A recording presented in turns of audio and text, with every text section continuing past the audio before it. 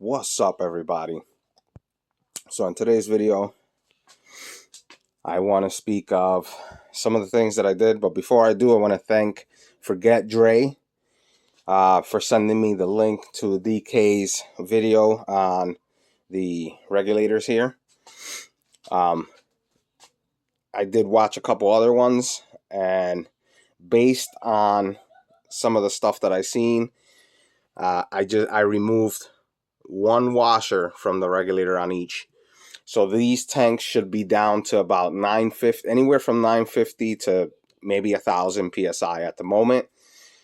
I don't have a pressure tester at the moment. I am going to be currently looking for one to buy.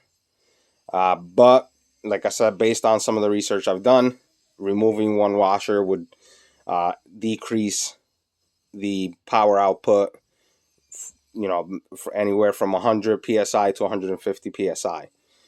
And that's just based on a little bit of research that I've done. So hopefully we are below 1,000 psi. So with that, I'm going to be testing this one. I did have to work on the trigger assembly here. I know I put a video on the video from yesterday, and at the very end, you saw me put a spring in here on this regulator on one of the triggers, one of the trigger pieces. I forget what that's called. I think that's the rotator or something like that. I have to look at the parts on the books from this to know what that part is called. But I did remove it. The issue that I was having with this one, and I didn't even look closely at it, was there was a lot of pitting on the assembly, because these are about 2 years old that I had stored away as spare parts. So over time, I guess, it started to pit and stuff, unless it was just from the factory. They just released it like that. This one didn't have that problem. This one did. So what I did was I took all the pieces out. I sanded them down, lightly with a 400 grit, a 400 grit sandpaper. It's this one right here. So I made it nice and smooth, and I tested it. It is firing. I don't know at what PSI. We are going to test that out right now. But it is firing, and it's working properly. I'm going to pause you guys for a second, put you on the tripod right here, and set this up. I'll be right back. All right, guys. I just want to make sure that my light is on, and I'm just trying to set you guys up so you can see the crony and the target down there. Okay, so let's get this on. Okay, we are on our way. So I am using the 5.05 gram riotballs. And the reason why I took the washer out of the regulator is because I would rather sacrifice a couple joules and FPS for reliability. And I knew from the beginning that 1100 output on that, it was going to be way too much power. So I am going to be buying some smaller tanks as well, because I want to make these as short as possible. As you guys saw in the latest video, maybe not yesterday's, but the last one, the one before that, sorry, they are about 21.5 inches long. So here we go. I am going to put the green riot balls loaded up. I am going to grab a full tank. There it is, 3,000 psi. And as I stated, this is running anywhere from 950 to 1,000 psi, anywhere around there. Okay, we are twisted on. Let me grab my safety glasses right here. Always wear safety glasses, because you always want to protect your eyes. Okay, I am turning this on. There we go. You hear the click. Safety off, and let's see what we get. 386, 391, 385, 385, error, 386, 386, 386, and that's it. So there you go, guys. She is working now. Let me empty this air real quick. There we go. And let me take this out. So there you guys go. This one is working properly. And we're hitting roughly 386 FPS on this purple one. And the air that is left is about 1500. Let me, a little less than 15. No, that's just a camera angle. Yeah, so about 1500 PSI is left on this. So yeah, you'll still get 2 magazines out of that one.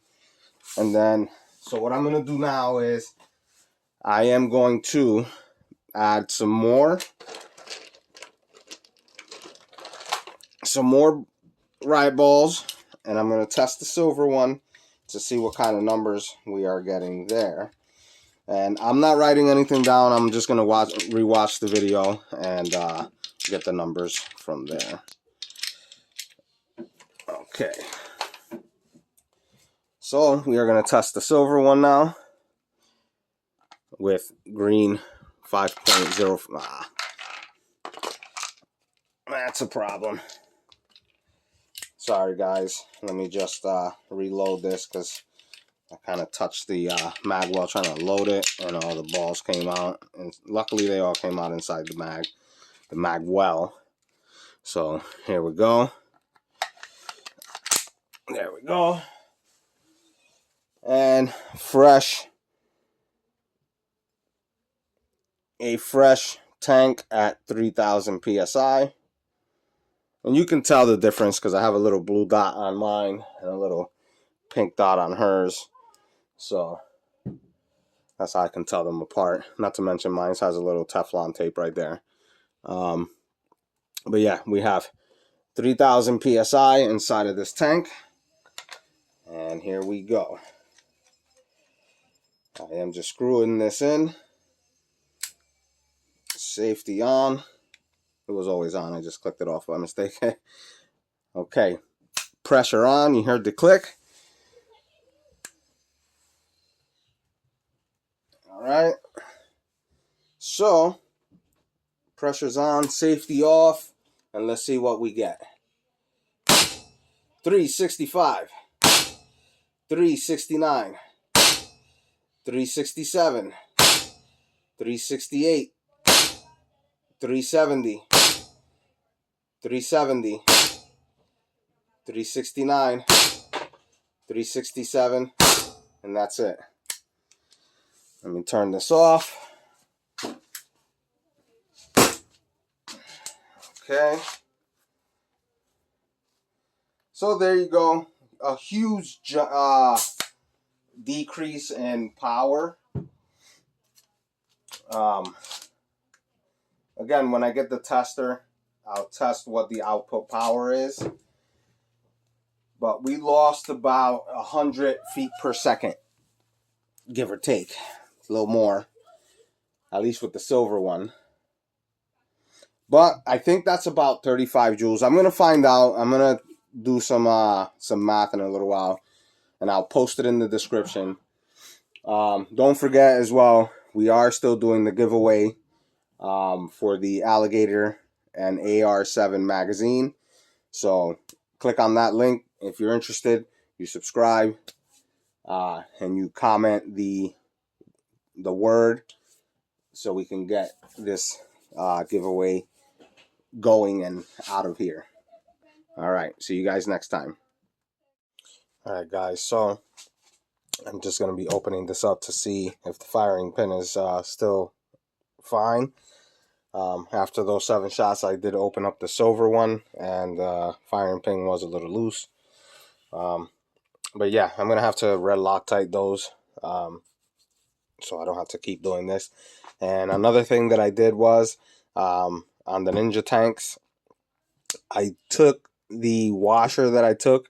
It was like a cup looking washer. I forget what's it called, but it looks like a little cup, like a washer, but you know, concaved a little bit, or whatever that's called. What I did was, when I took it out, it was facing down, like the cup portion was facing down to space it up, to give more space. So what I did was I flipped it and put, the cup to cup on the washers. Again, I don't know what that's called, but I put it off, and then I took some shims out because it did have shims and washers.